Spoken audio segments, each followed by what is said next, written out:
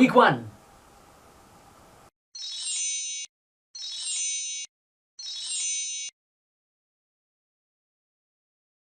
So, week 1 of living in England. Thanks so much for watching my day 1 video.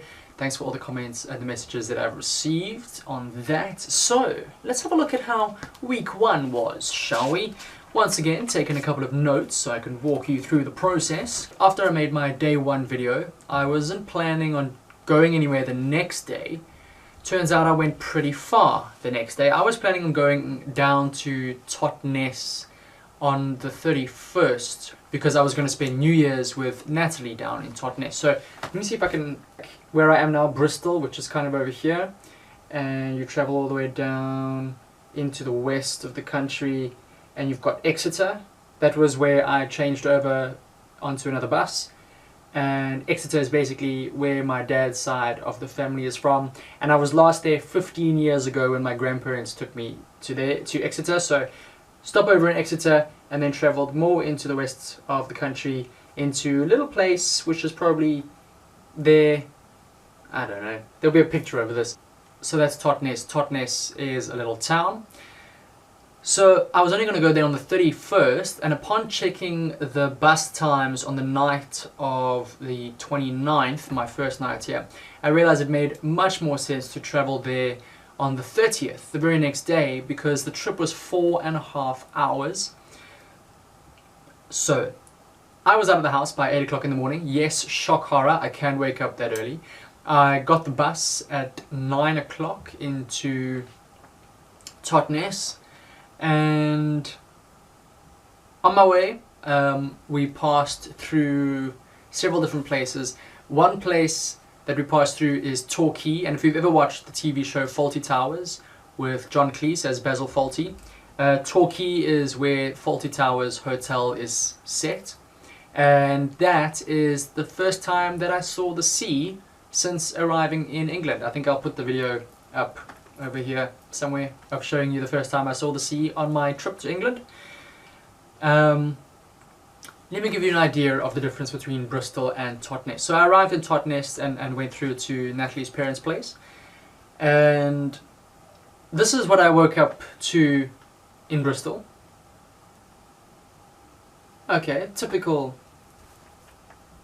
British houses, you know, semi-detached, all that lovely jubbly stuff. And this is what I woke up to in Totnes. Take a look. Good morning, everybody. I've just woken up and it's day 4, and I want to show you the view that I've woken up to these past few days.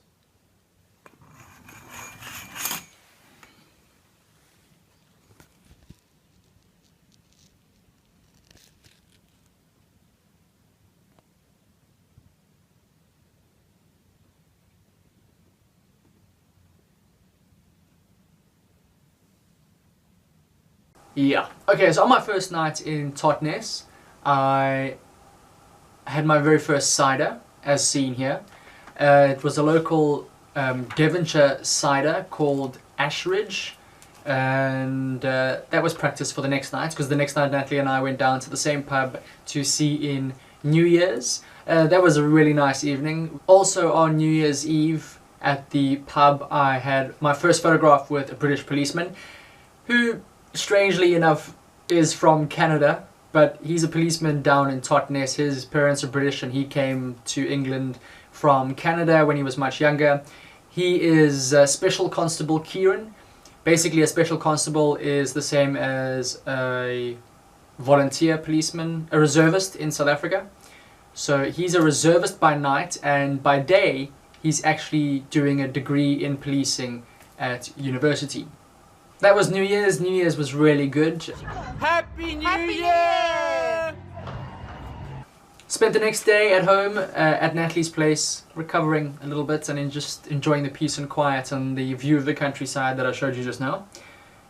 Next day we went into Totnes and Natalie showed me around the high street, and I went for lunch there and came across this street called, yeah, Ticklemore. That's a pretty fun street name.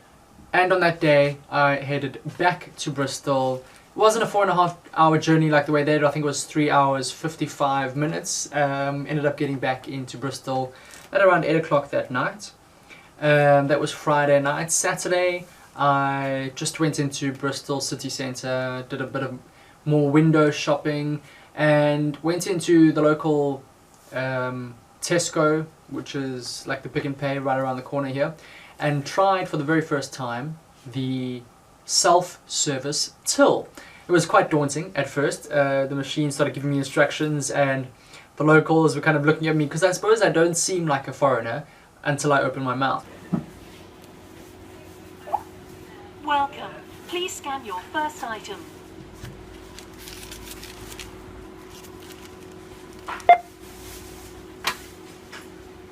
Please place the item in the bagging area. Insert cash or select payment type. Please take your change.